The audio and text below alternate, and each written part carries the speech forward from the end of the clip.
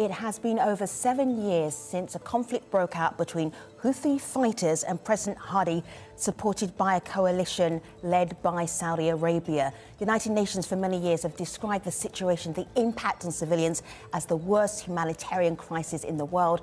And this January is shaping up to be the deadliest for civilians. New sanctions in Yemen could do more harm than good in a country already suffering through one of the worst humanitarian crises in the world.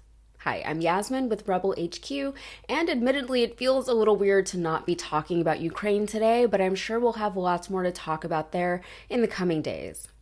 But Yemen's been struggling for a while, and there doesn't seem to be an end in sight. Struggling is putting it mildly, with the majority of the country's citizens entirely dependent on foreign aid for food and healthcare.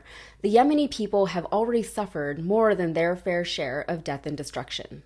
Now, to give you a super brief overview of the conflict, you've got the Houthi rebels fighting against a government that they claim marginalizes them. As of 2014, the Houthis controlled the capital city of Sana'a, and Saudi Arabia is not happy about it. Why are they involved? It's complicated. First of all, there are some sectarian differences at play between the Sunni and the Shia Muslims. Saudi Arabia is Sunni, but the Houthis are Shia. And who else is Shia? Iran. So they're involved too. Saudi Arabia and Iran have been fighting a proxy war in the Middle East, with each nation backing different rebel groups in the region. If you zoom out even further, you'll see that those countries are being backed by major global powers. Notably, Iran has ties with Russia, and Saudi Arabia is backed by the US and the UK. After 7 years of war, conditions in Yemen's capital, Sana'a, are getting worse by the day.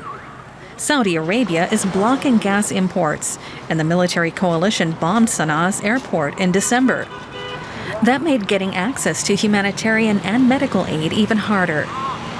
While the ideological differences are present, they're not the main story.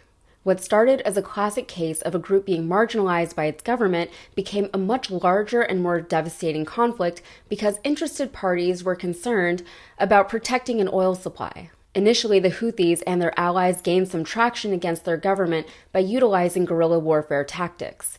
Their intimate familiarity with the rugged terrain and caves in northern Yemen also helped. But they've managed to hold on to the capital for years now. Saudi Arabia blames this on Iranian military aid, though Iran has outwardly denied this. In retaliation in 2015, Saudi Arabia, in league with the United States, ordered airstrikes against the Houthis. However, the airstrikes weren't as targeted as they should have been, with homes, schools, and hospitals being hit. Fast forward a few years. After numerous failed attempts at diplomacy, things have only gotten worse. For one, in 2020, the U.S. assassinated the Iranian Major General Qasem Soleimani after determining that Iran was behind a Houthi attack on a Saudi oil field. But more recently, the Houthis have had their sights set on Marib, the nation's largest oil-producing region in the north. However, fighters from the UAE, which is part of the Saudi-led coalition, have stood in the Houthis' way. 1 year after Soleimani's assassination, the Houthis attacked the UAE directly, targeting a fuel storage facility in Abu Dhabi. Saudi Arabia retaliated with airstrikes in Yemen, with the UN claiming January 2022 to be one of, if not the deadliest month in the 7-year conflict.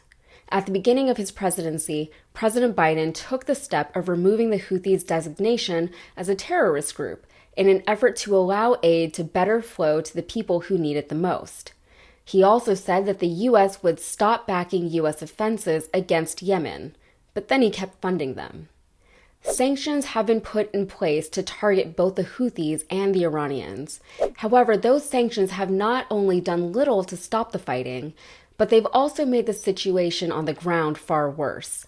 In a country where the majority of deaths come not from the fighting, but from starvation, a cholera epidemic, and now the coronavirus pandemic, the Yemeni people are desperate. Aid simply can't reach them, either because it gets confiscated before it gets to where it's going, or because the supply lines are entirely cut. So yesterday, the U.S. issued new sanctions on a network financing the Houthis.